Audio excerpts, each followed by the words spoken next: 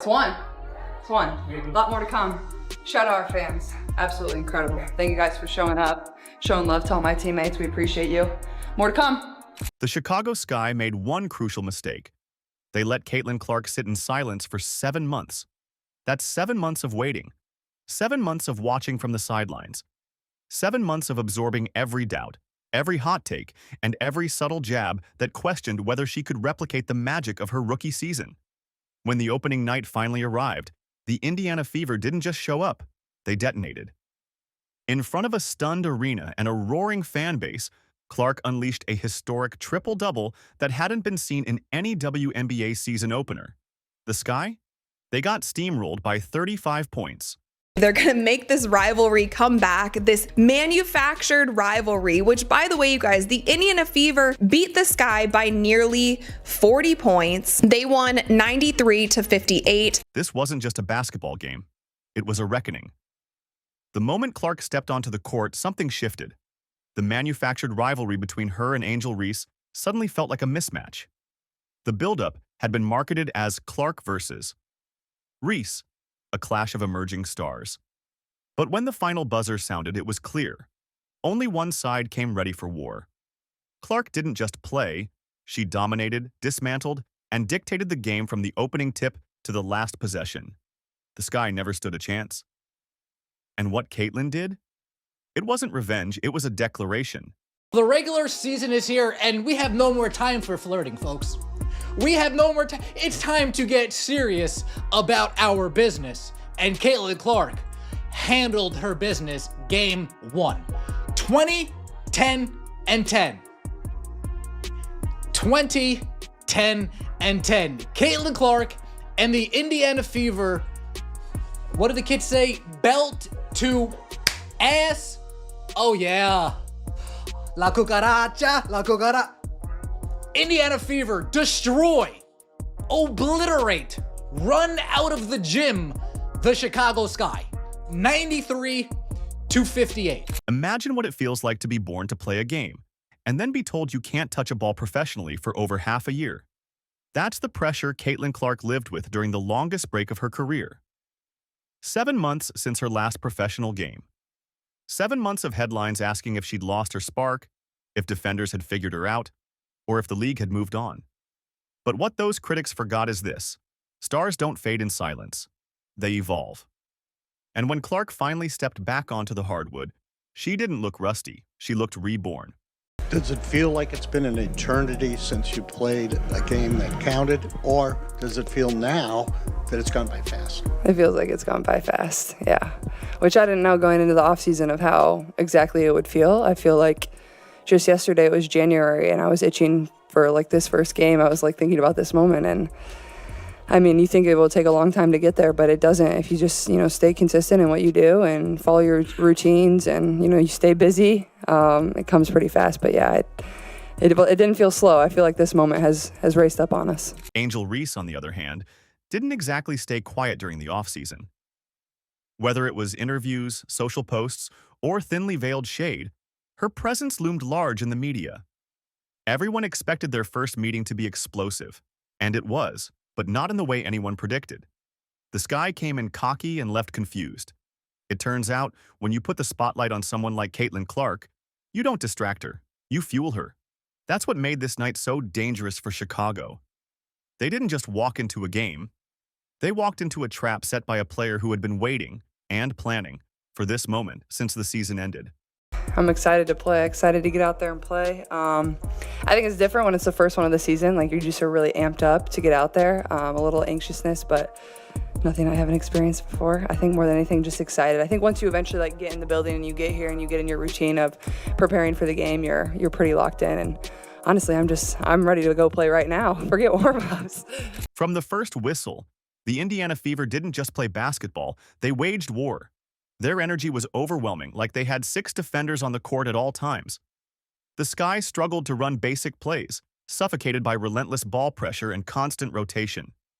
Every pass was a risk, every shot was contested, and every lane to the basket collapsed within seconds. The Fever played like a team with something to prove, not just about Caitlin Clark, but about their place in the WNBA. Rivalry is great for sport. Like, I understand that. I grew up loving rivalries. Like, I grew up in Iowa State. That's like a pro matchup in the state of Iowa. Like, I understand that. Or whether it was my high school team, like, I still hate our rival high school, Valley High School. Sorry, I'm sure there's a lot of people from Valley High School that love me and support me now. I appreciate that, and I appreciate you guys, but I wasn't your biggest fan. I didn't like the Tigers growing up. So my parents, my grandfather was the football coach growing up, and Valley was our biggest rival. It was the biggest class in Iowa. And I was taught to, growing up, if we were driving by the high school, to hold my breath because I couldn't breathe that air. And the score reflected it. The final, 93-58, a 35-point demolition. Angel Reese grabbed 17 rebounds, but it didn't matter. Chicago's offense was broken. Their spirit was cracked. They shot a miserable 29% from the field. For every highlight the Sky tried to manufacture, the Fever responded with a block, a steal, or a dagger three. This wasn't just a win. It was a transformation. The Indiana Fever were no longer just Caitlin Clark's team. They had become a unit that moved, communicated, and executed like contenders.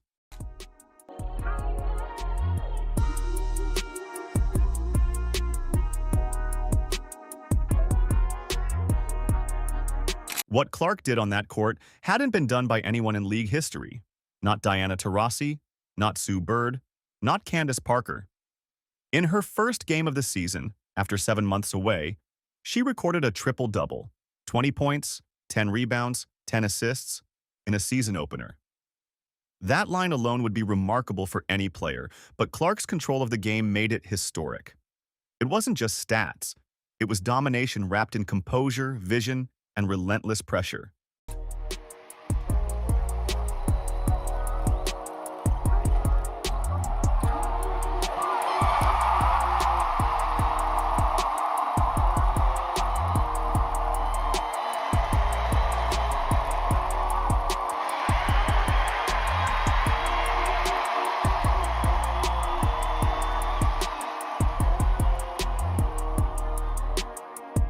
She hit deep threes with effortless confidence. She dished no-look passes that froze defenders. She rebounded over players several inches taller. Most of all, she looked free. There was no hesitation in her movement, no second-guessing her instincts. It felt like the Caitlin Clark of Iowa had returned. Only this version had sharpened edges and a deeper understanding of the pro game. This triple-double wasn't about numbers. It was about answering every question with action. More than anything, like, as a player, you approach the game the same every single time, or you should. That's how you should approach every single game. You prepare the same way. You come ready to play, whether it's the team that's last in the league or the team that's first in the league. It doesn't matter. I think for the fans, it's great. They love it. And I mean, Chicago is the closest team to us. You know, we bus there usually, so I get it geographically. But I think for our team and our group, it's, you know, we prepare the same way every single game. But I expect today to be an awesome game. While Clark lit up the stat sheet, Aaliyah Boston owned the paint like a queen reclaiming her throne. Her 5 blocks tied her career high, and most of them came at the expense of her former South Carolina teammate, Camila Cardoso. Boston's timing was surgical. Every move she made was precise, every contest clean and controlled. Cardoso, a 6'7" force in college, suddenly looked lost, unable to get a shot off without it being swatted into the crowd or altered midair. All right, y'all. Hey, good stuff. Okay, we did a lot of really good things. I thought our defense was really good, and when we had lapses, we played through possessions. All right, so we made things happen. Y'all, overall, just hell of an effort. Boston wasn't just blocking shots. She was sending messages. Don't come in here. Not tonight. And certainly not without consequences. Her dominance changed the entire tempo of the game. With her locking down the post, the rest of the Fever could press higher, attack passing lanes, and suffocate the perimeter. Every time Chicago tried to reset or regroup, they found themselves staring down a wall.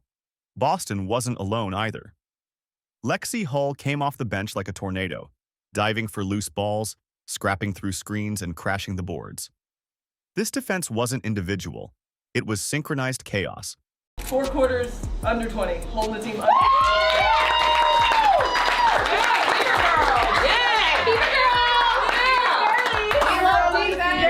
Steph said it. We were relentless. We played through possessions, but that physicality and that relentlessness, possession after possession, wears on a team. Yeah.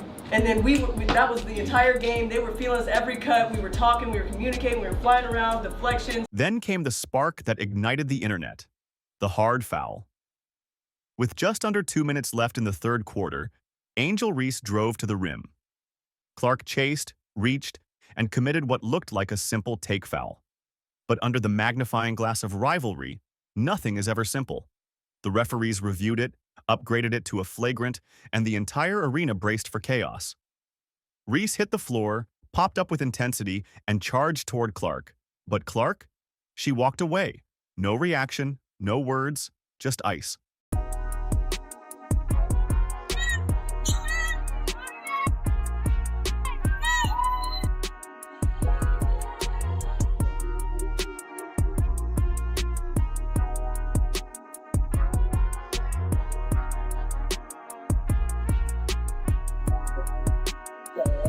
Aaliyah Boston immediately stepped in between them, as did other teammates, de-escalating what could have been an ugly confrontation.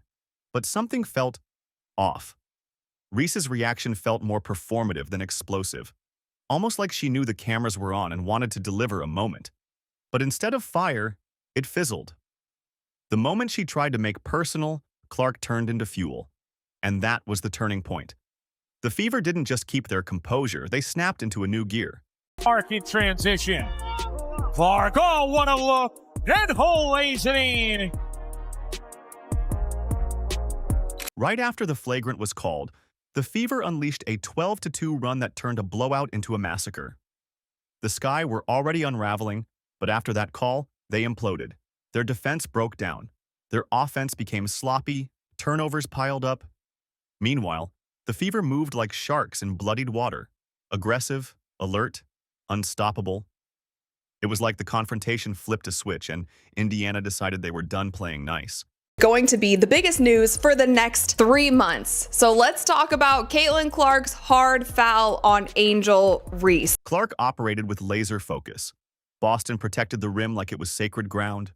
The rest of the roster moved with that same edge, communicating, rotating, attacking. And the Sky? They had no answers. Their body language said it all. Shoulders slumped, heads down. What was once hyped as a rivalry game had become a lecture.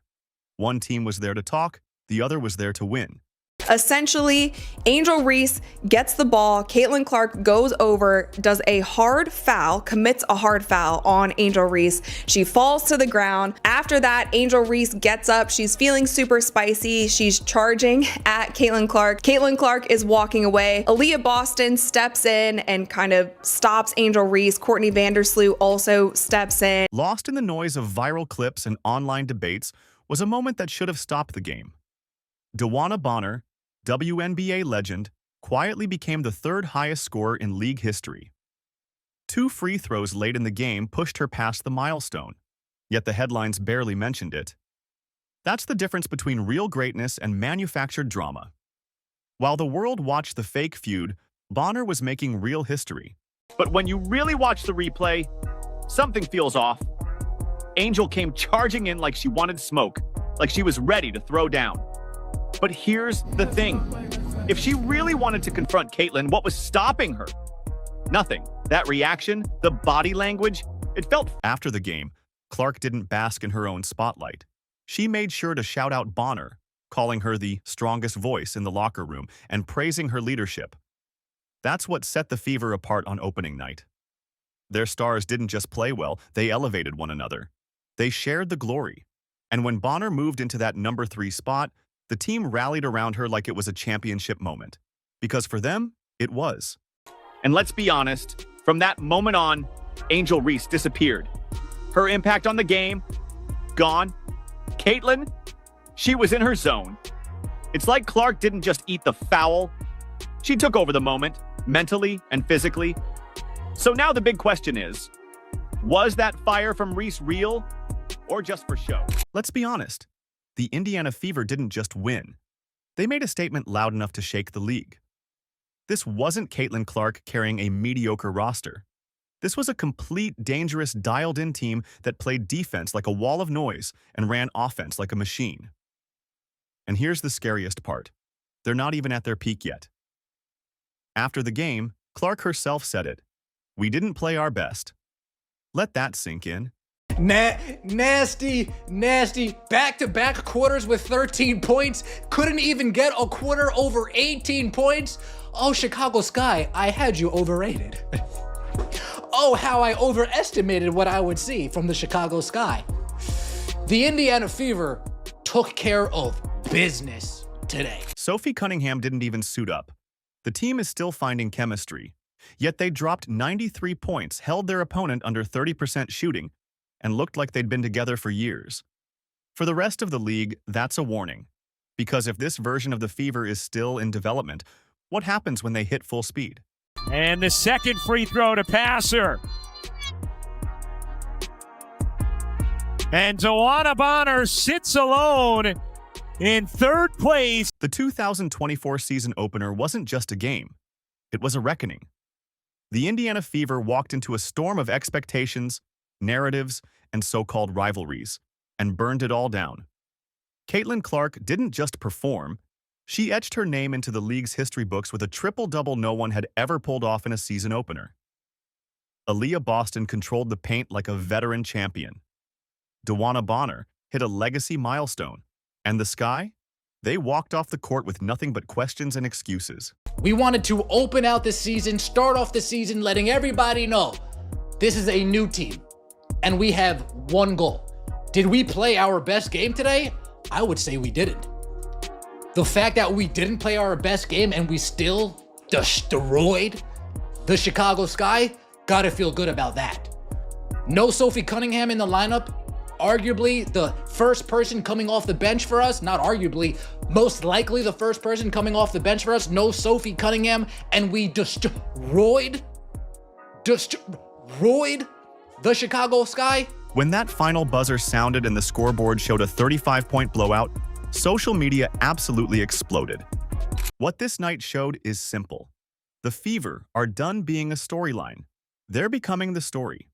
Every play, every pass, every defensive stop said the same thing. We're here now. And while Angel Reese and the Chicago Sky tried to create fireworks, Caitlin Clark and her team brought the full thunderstorm. The league better be ready. Because this wasn't just an opening night win. It was the first chapter in what might become the most electric, unstoppable season in Indiana Fever history.